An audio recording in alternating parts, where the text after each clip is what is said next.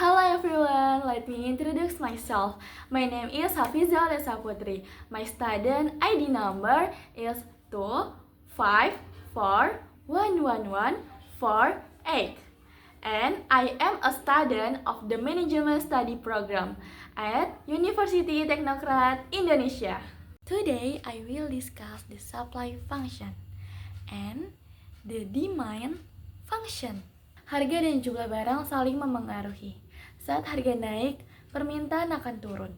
Hubungan ini dijelaskan secara matematis melalui fungsi permintaan dan penawaran. Kita akan mengenali dulu yakni fungsi permintaan. Fungsi permintaan menunjukkan hubungan antara harga yang disimbolkan dengan simbol P dan jumlah barang yang diminta yang disimbolkan dengan QD oleh konsumen. Untuk barang normal, hubungan itu terbalik. Ketika harga naik, jumlah diminta turun. Ketika harga turun, jumlah yang diminta naik. Bentuk matematis yang paling sering digunakan atau rumusnya yakni QD sama dengan A dikurang BP. QD yang disimbolkan memiliki arti yakni jumlah barang yang diminta. P merupakan harga per unit. A merupakan permintaan maksimum saat harga 0. Dan B yakni tingkat penurunan permintaan saat harga naik. Oke, kita ada contoh fungsi dari soal permintaan yakni QD sama dengan 100 ini dari A yakni permintaan maksimum saat harga 0. Jadi saat permintaan maksimum saat harga 0 yakni 100 dikurang B yang diganti menjadi 5. B itu adalah tingkat penurunan permintaan saat harga naiknya. Nah, P-nya ini diisi dengan 10. Jadi, untuk itu kita isi QD sama dengan 100 dikurang 5 dalam tanda kurung atau dikali 10. Jadi 5 dikali 10. Jadi 50. 100 dikurang 50 adalah hasilnya 50. Jadi pada harga 10, konsumen membeli 50 unit barang. Nah, selanjutnya kita akan ke fungsi penawaran. Fungsi penawaran menurut pengertiannya yakni menunjukkan hubungan antara harga suatu barang atau P, price, dan jumlah barang yang ditawarkan yakni QS oleh produsen atau penjual. Hubungannya berbanding lurus atau positif yang artinya semakin tinggi harga, produsen semakin ingin menjual banyak barang karena keuntungannya meningkat. Semakin rendah harga, jumlah barang yang ditawarkan menurun karena produsen enggan berproduksi. Nah, untuk fungsi penawaran kita bisa menggunakan bentuk matematis yang sering digunakan yakni QS sama dengan C ditambah DP. Keterangannya, QS itu adalah jumlah barang yang ditawarkan. P yakni harga barang. Nah, C itu merupakan konstantanya, yakni jumlah barang yang ditawarkan saat harga 0. Dan D merupakan koefisien dari penawaran, yakni menunjukkan besar perubahan jumlah penawaran akibat perubahan harga. Nah, kita ada contoh kasus untuk penawaran. Rumusnya adalah sebagai berikut. QS sama dengan untuk C yakni penawaran dasar saat harga 0, kita ganti menjadi min 20 ditambah. Nah, untuk D kita ganti jadi 10 yakni tingkat peningkatan penawaran saat harga naik. Untuk P-nya yakni 10.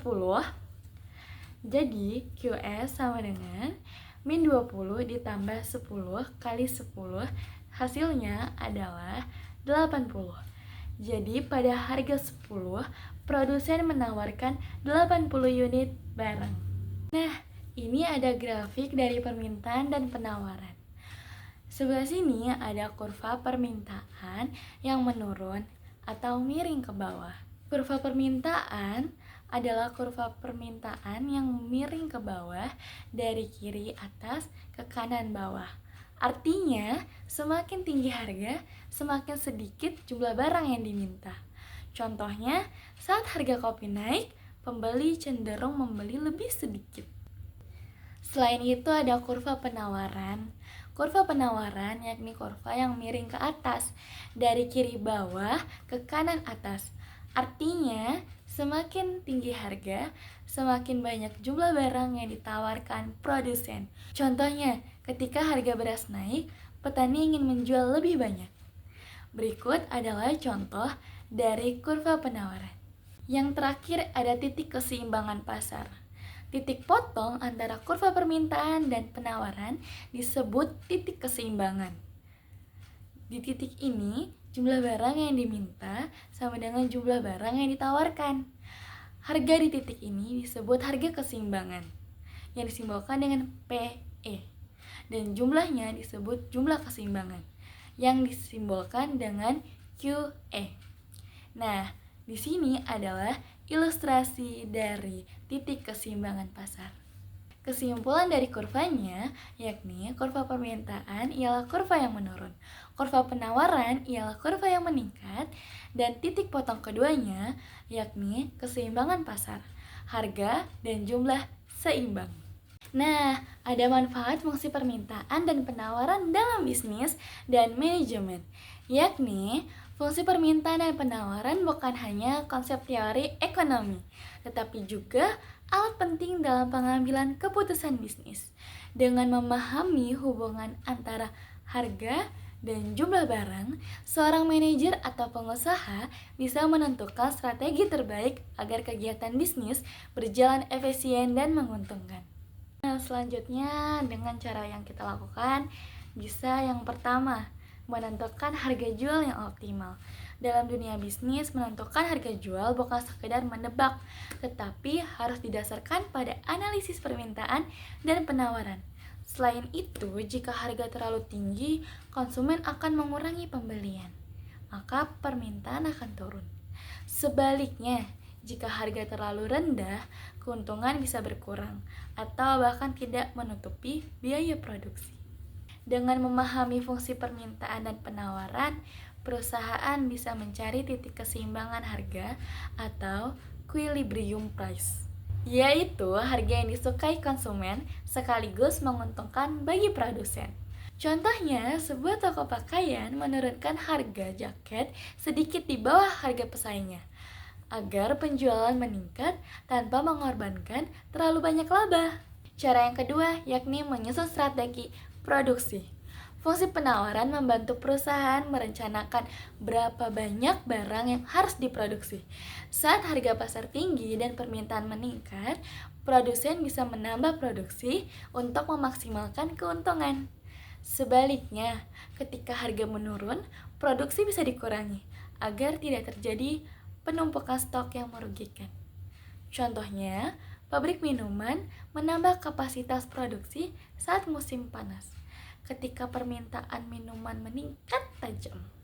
Cara yang ketiga yakni menganalisis respons konsumen terhadap harga.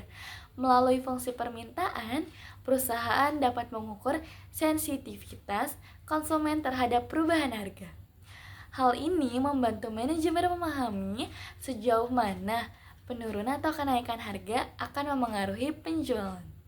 Semakin peka konsumen terhadap harga, semakin hati-hati perusahaan harus menentukan strategi diskon atau promosi. Contohnya, jika harga naik sedikit tapi penjualan langsung turun drastis, berarti produk tersebut memiliki permintaan yang elastis. Yang keempat, yakni membantu pengambilan keputusan ekonomi yang rasional. Dalam manajemen, keputusan ekonomi harus didasarkan pada data dan analisis, bukan intuisi semata. Fungsi permintaan dan penawaran memberikan gambaran objektif tentang kondisi pasar, sehingga perusahaan bisa membuat keputusan yang logis dan efisien. Dengan demikian, sumber daya seperti tenaga, kerja, modal, dan bahan baku dapat digunakan secara optimal untuk mencapai keuntungan yang maksimal. Contohnya, manajer menggunakan data permintaan untuk menentukan berapa banyak barang yang akan diproduksi bulan depan agar tidak terjadi kelebihan stok. Pemahaman tentang fungsi permintaan dan penawaran memberi manfaat besar dalam dunia bisnis dan manajemen, yaitu poin utamanya yakni menentukan harga yang tepat, mengatur jumlah produksi secara efisien, memahami perilaku konsumen, dan mengambil keputusan berdasarkan analisis yang rasional. Fungsi permintaan dan penawaran menjelaskan hubungan antara harga dan jumlah barang. Permintaan menurun saat harga naik, penawaran meningkat saat harga naik. Titik keseimbangan menunjukkan harga dan jumlah yang efisien di pasar. Elastisitas membantu memahami seberapa responsif pasar terhadap perubahan harga. By understanding this function, we can make business decisions that are more rational, efficient, and profitable. That's the end of my explanation about demand and supply function. Wassalamualaikum warahmatullahi wabarakatuh.